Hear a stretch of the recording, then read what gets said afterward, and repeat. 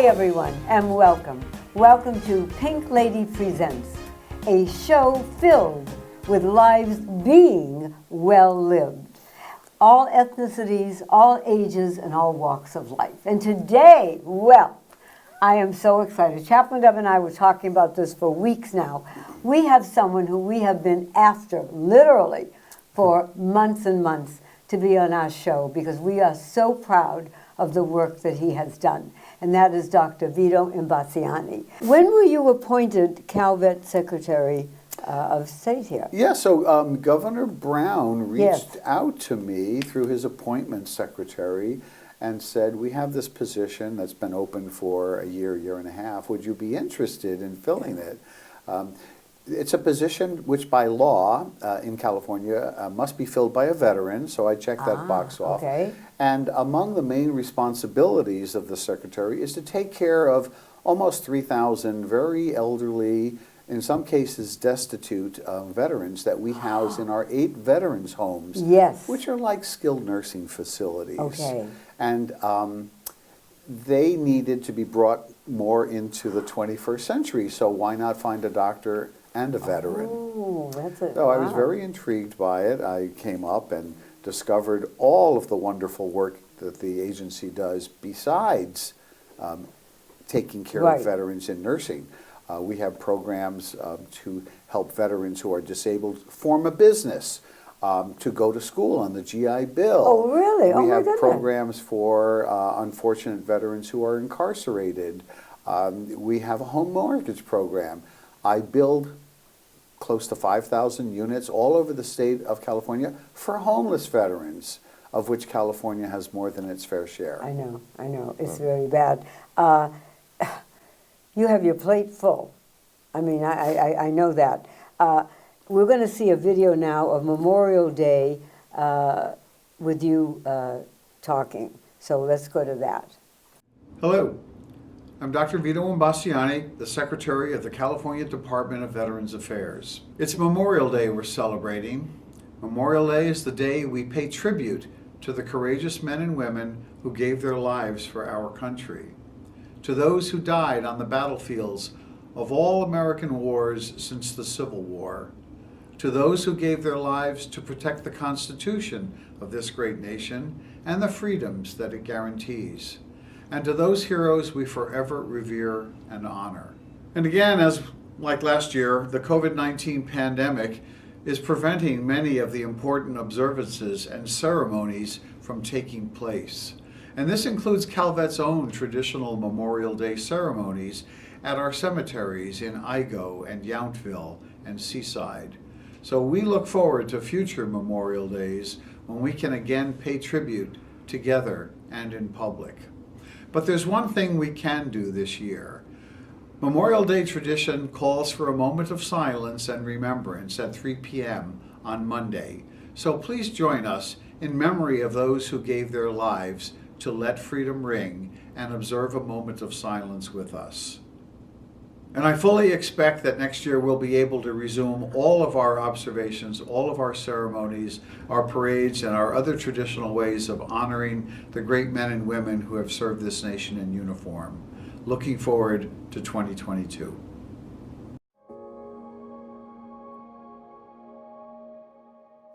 Well, you really do have a lot that you're doing.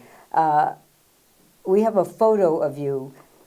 California State Commanders Veterans Council. What is that, Doctor? There is a group of people that come together twice a year or more frequently. They are the heads or represent each of the more than 50 veteran service organizations. We're thinking the American Legion, Disabled American Veterans, the Veterans of Foreign Wars. Oh, wow. The list goes on and on. Coast Guard, Naval Reserve. And they're all in this group? A representative of every group, Wow. representing 1.6 million veterans that live in California. And one of the people we were pleased and honored to have was Greg Lee, who for 3 years was chairman of that program, and on which committee I am also a member. And it's been a wonderful program to connect with our food, which we'll talk about later on in the program. Native American Day. I mean, you hit everything. I love it. Yeah, well, we need to. There are 109, if I may be off, right. Federally recognized tribes in California. How many? 100 at least, over 100. Oh my goodness, and okay. Native American, according to statistics of the United States Department of Veterans Affairs, right. Native Americans serve in the military in greater proportion to their numbers than any other demographic. White soldiers, Asian, Latino, oh my goodness. Black. Yeah, so, and when many of them, they go back to their reservations after their service, and they're relatively distant from being connected more immediately to their benefits. I have a special outreach to Native Americans on their reservations. Good for you. But they earn these benefits. I know, but a lot of people don't care, if you know what I'm saying. Or they don't know about it. They don't know about it, right. The education But you're helping. This is helping. Yes, definitely. That's one of the reasons we do this. We also have a photo of the key ceremony. Now, we just had in Homes for Families. So you were there, and everybody is seeing it as we're talking about that. That's a great program, and I know that you're interested in that. You've got to bring a box of Kleenex when you go to that, because the stories are so heartrending. And there's we have some of the veterans talking about it in the film and stuff, and you could just cry. I You know. just cry. We're talking about the Tear Soup aspect of their program, and what that means to the people who create these books of their histories, including some very sad and unpleasant histories, but they do it, and it's part of their moving on to the Homes for Families. Now, we have photos we're showing everybody now of the 8 homes. Now, here's everyone. Here are where the 8 homes are that you administer.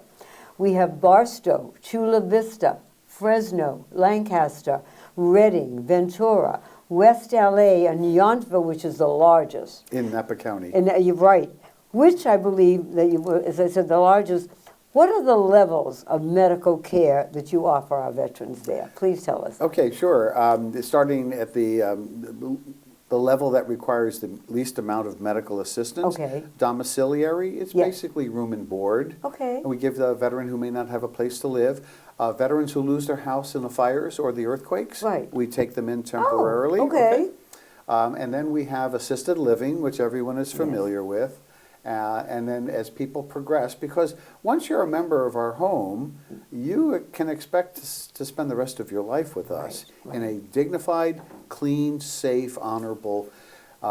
So people age in place, if you will, from assisted living until skilled nursing, and we even have in some of our homes dedicated memory care units. I like that also. I like that. There's so much information, everybody, that I'm like overwhelmed here. And I thank you, Dr. Vito, for being so passionate and dedicated about what you do. We will be right back. It's about the humans. These humans, those humans, Groovin and Golden. It's about getting more than health insurance and a partner who listens and acts. Humana calls it human care. It's talking to a doctor from your couch or helping you find a cheaper prescription before you ask. It's helping you fix the rugs so you don't fall and keeping you social, online or off. It's getting to know you so you can be your healthiest. That's our superpower. That's human care from Humana. Chaplain Dove and I, wow, that was something. Chaplain Dove and I are so very proud of the effective way that you handled the COVID situation, the pandemic in our CALVET homes. Tell us about that, please. Because you did something right away. I did. Well, I went to medical school in the 80s when AIDS was first. In fact, it didn't even have a name. But in medical school and following that definition of the disease and how the CDC, I got in the habit of reading the CDC's weekly bulletin, Morbidity and Mortality Reports, MMW. I've done it my whole life. And in December, before COVID hit, I read this report in Morbidity and Mortality Reports that a strange new virus had erupted in Wuhan, China. And I read the characteristics of it, and a little antenna went up that said, you know, this is California, lots of travel between Asia and Seattle and California ports and airports. So at the first meeting in January with my executive, I said, we are always prepared for influenza outbreaks and fire and other things, but let's brush off our plans for infection control in case this gets out of hand. Who knew? Right. So flash forward to a month and a half later when the governor of California closed the state down for protecting its citizens. I had already taken the initiative and closed the veterans' homes down a week or two before. Closed down in the sense of no visitors were allowed. We stopped the congregate dining, so the veterans had to have dining in their rooms. Love it. Love it. It was wonderful, but there was a human painful side to that because these are people in their 8th, 9th, 10th decade of life, or 11th. Yeah. And You're they separating were them. separating them, nobody to hug them. I know. But our nurses and doctors, they went the extra mile. But, congregate living, nursing homes were hit hardest. Yes, they were. Across the country. And we had fewer deaths in 2 years that I can count on one hand. I love it. I mean, thank you. Thank you so much. September 2021, we celebrated the 10th anniversary of the repeal of Don't Ask, Don't Tell policy. And we changed it to Do Ask, Do Tell. Which you're going to do. Which I love. You sanctioned the first CALVET LGBT program. We were there with you. So proud. Right. Tell us about that. Well, I have a personal interest in it. I told you I served 27 years in the Army. 26 of them were under Don't Ask, Don't Tell. And I did that, and I remember I told you I could have walked away at any time, but the commitment after that Scud attack experience in 1991, I felt, first of all, I and my whole family owe a tremendous debt of gratitude to the country for what they've done to us. But if America was going to send its very best men and women into war, I thought, and I'm not bragging, that they deserve the very best medical care. I say, Yale made me a good surgeon. Pardon me. The Army made me a very good war surgeon. So I stuck with it in spite of the difficulties of serving under that policy. Now I'm in a position where we're looking out in California to people who weren't as fortunate as me, who were kicked out of the military for belonging to the LGBT community. To help them now get something. Yeah, so they got less than honorable discharges, which means they cannot access their VA benefits. We call that bad paper. Their discharge papers I didn't were know that. not good. Did you know that? Yeah, right. Wow. So we have outreach to correct. We have wonderful, talented lawyers in California who pro bono offer their services to help these people correct their paper. I love that idea. It's great. Oh my God. So medicine is the ability to change a person's life one after the other. But I've been given the opportunity from the governor's offer to be a secretary of an entire agency to help whole populations of people. And it's just absolutely, if you'll forgive a little Catholic twist on things, what I do in my programs, I house the homeless, I feed the hungry, clothe the naked, I visit the sick and the imprisoned, I care for the dying, and I run the state cemetery, so I even bury the dead. My job description was taken right out of the Sermon on the Mount. They're smiling down on me. Sure are. I love it. We're going to see a photo with you with President Obama. That must have been a fabulous experience, that you had. There's something I wanted to ask. Please share the Rainbow Build speech. Who are you? We had Donnell DeLeon and John Wattinger from Homes for Family. They thought that speech was the best speech they've ever heard. What was so empowering about that? I love who you are. So I was born with some talents. Right. I do take credit for applying those talents, even at an age now, pardon me, where I should be retired. Right?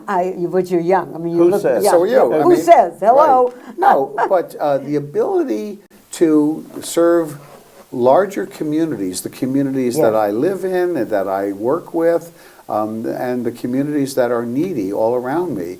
So this position offers me to continue a life of service that would have ended with ending my military career, with tapering down my medical career, and here I am. We'll be right back. At one time or another, Every family is faced with mobility issues for a loved one. Call Before You Fall is here for you with all the safety and mobility solutions your family needs. Come see Alex in the Call Before You Fall showroom, or if you can't, they'll come to you in one of their fully stocked service vans. So put your mind at ease today. Call Alex at 1-800-829-1491. Remember, be on the safe side. You know, Doctor, I mean, it's just, well, first of all, I want to turn this over for just a second, Dove. You have something for A whole our second? doctor. A whole second. You have something for our doctor before we go on. One of the things that I'm able to do as chairman of the board of the LA National Cemetery Foundation is to share a ceremonial coin. We would call it a challenge coin in the military. Yes. First time that we've done this in 120 years, since the cemetery opened in 1889. And because of not only your military service, but your humanity, what you have done for the people with whom you've come in contact and the people you supervise. I know many of the people from the homes that you administer, personally, known them for years since some of them opened. We want to thank you on behalf of our foundation board and Timok Meza, who's our director, with this ceremonial coin from the LA National Cemetery Foundation. Oh, it's beautiful. Which we have not done, as I say, in Thank you. 120 years. Wow. I love it. And no one is like so empowered to have that as you, definitely. And we're so proud of you. I don't know how you do. Now, you also speak 6 languages. I mean, like, hello. On my spare day, I'm just going to learn a language. I mean, what prompted you to learn 6 languages? Well, there was no prompt. To get a PhD at Cornell, when I went to school, everyone was required to learn French and German. Oh. My Fulbright in Italy for a year. Right. If you wanted to eat dinner, you had better learn the language, baby. You know.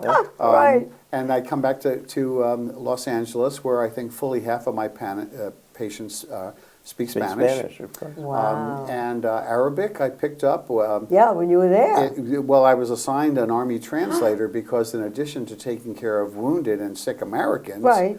I had to take care of any Bedouin tribe or Iraqi or prisoner of war that came into the tent. So it helped. And now I'm learning, and I picked up Portuguese, but learning Russian because I want to take the train from Moscow across Siberia someday. Yes. Now, how do you balance your dedication to our military veterans with your family, Dr. George, who, by the way, is also in Kaiser? Which He's not a doctor, though. He's the CFO of Kaiser. Right. Yeah, so we're a Kaiser Permanente family. I love it. Yeah, but it's really nice to have that synergy. Okay. He runs the hospitals and helps the health plan, and I take care of patients. Well, I love Kaiser. I Yeah. just do. Someone said, you Pink, I don't know how, but you know how to work the system. I said, well, it's working the system with dedicated nurses and doctors who really are there to help us. That's right. right. I mean, they just are. I don't know. You know, it's partly they say if you want something done, give it to a busy person. Yes. Yes. Yes. Yeah, Yes. I don't know. That's probably the answer. What changes for our veterans, Doctor, would you like to see occur in the next 5 years? I'm going to give it 5 years down the line. Well, I'm going to make it specific to California because I don't influence federal Right. policy, but we have 9% of the nation's veterans here, but we have 36% of the nation's homeless veterans. I know. Now, there are no homeless veterans where it goes 50 degrees below zero, right? Yeah. Yes. And we have 52%, fully half of all the nation's unsheltered veterans. Well, what do you mean by unsheltered? So homeless means homeless. Right. Unsheltered means even if they wanted to find a shelter tonight, Right. there isn't one for them. Unsheltered. What do So- they do? Well, they live on the streets Yeah. or in underpasses. So I would really like to make a dent in that, that seriously. And then continuing to work with mental health so that Right. the so-called veteran suicide rate is reduced. Yes, we know Shad Meshad, and Shad is doing such a phenomenal job. Absolutely. My point with him is, and he was on a few months ago, is make it 24/7. And now that's what he's trying to do. I don't have my cell phone on me, but I recommend that everyone enter the National Crisis Hotline number. Right, and we always put that in the... Put it in your cell phone if you encounter any veteran or anyone really that's in crisis, that you have a number that you can either give them or call for them. And we will have that displayed on the screen while we're talking. Thank you. So personally, Dr. Vito, yes. In your life with George and the boys, what are you going to be doing in the next couple of years with them? We love to travel. Being fluent in languages makes it easier. I've been to 100 countries and 5 of them with a gun. I want to go to lots more. Right now, there's political unrest in some places. And there's COVID in some that you don't want to, yeah. So I'm hoping very, very much the world opens back up again. Well, Dr. Vito Imbasciani, you are certainly, in my world, a man for all seasons and definitely for all the right reasons. I bless you. I mean, our audience has learned so much about who you are, and I think the veterans out there are so fortunate to have someone like you at the helm. It's very sweet. Well, because you have not only dedication and a commitment, but humanity and passion. Passion for what you do and for who they are that you're doing it for. And I thank you so very much. I know Chaplain Dove is one of your #1 fans. Yes. We adore you, and I just think what you're doing is fabulous. I want to thank you for helping spread the message here. This is CALVET's challenge coin that I'm going to give you. Oh my God. Oh, thank you. Oh. That comes with the thanks of 1.5 million California veterans. Oh, my. Everyone, you've got to do this. Wow. We'll be right back. It's about the humans. These humans, those humans, groovin' and golden. It's about getting more than health insurance and a partner who listens and acts. Humana calls it human care. It's talking to a doctor from your couch or helping you find a cheaper prescription before you ask. It's helping you fix the rugs so you don't fall and keeping you social, online or off. It's getting to know you so you can be your healthiest. That's our superpower. That's human care from Humana. Hi, everyone. We are back with the fabulous, I mean really fabulous, Dr. Vito Imbasciani. Doctor, COVID hit horrendously.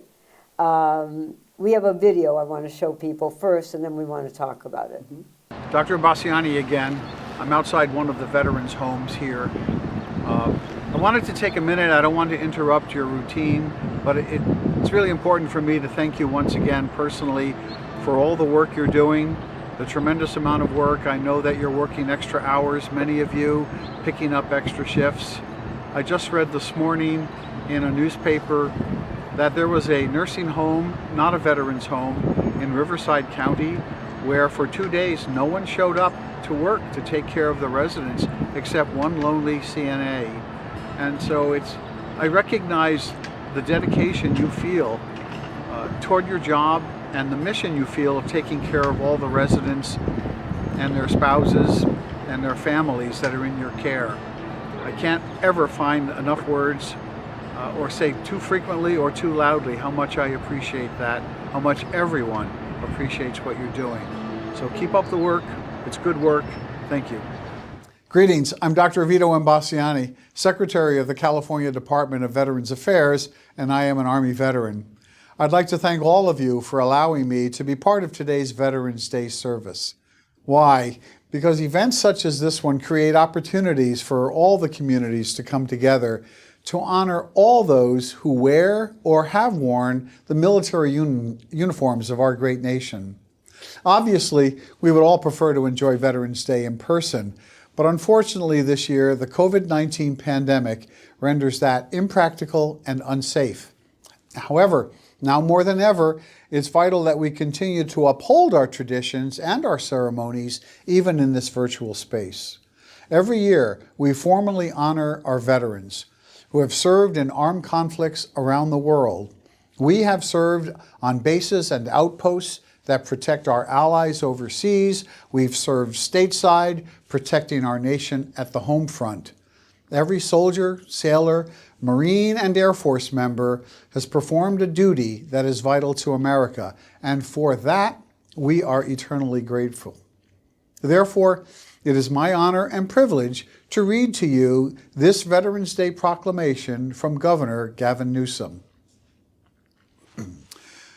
On November 11 each year, we pay tribute to those who serve this nation as members of our armed forces. This holiday initially commemorated the end of World War I, which came at the 11th hour of the 11th day of the 11th month in 1918. 1 year later, Americans celebrated the first Armistice Day, and it became a national holiday in 1938. In 1954, following World War II and the Korean War, President Eisenhower renamed it Veterans Day to honor and commemorate veterans of all wars. Today, nearly 1.6 million veterans live and work in our state, and many more Californians have close family members who are veterans. These individuals continue to serve their communities as small business owners, civic leaders, first responders, volunteers, mentors, and in countless other roles and professions. We set aside this day to recognize the personal sacrifices American heroes have made to defend our Constitution and the freedoms it guarantees, but also to recognize the enduring respect they deserve every day. Some members of our veteran population experience homelessness or mental health disorders or other challenges after military service. In our boundless gratitude for their service, we must continue our efforts to support veterans and address these important issues. In the words of President Truman, our debt to the heroic men and valiant women in the service of our country can never be repaid. They have earned our undying gratitude, and America will never forget their sacrifices. The ongoing pandemic will alter the way we recognize Veterans Day this year in many parts of the state. Though it restricts or prevents the parades, the picnics, and other gatherings that have become tradition over the decades, it cannot and will not diminish our love, respect, and continued support for veterans. Now, therefore, I, Gavin Newsom, Governor of the State of California, do hereby proclaim November 11, 2020 as Veterans Day. Everyone, please know that those veterans out there need your help. If you ever have something that you want to do, donate somewhere. Help someone, a veteran who helped you stay safe and your families well. God bless you. Be well. We will see you next time.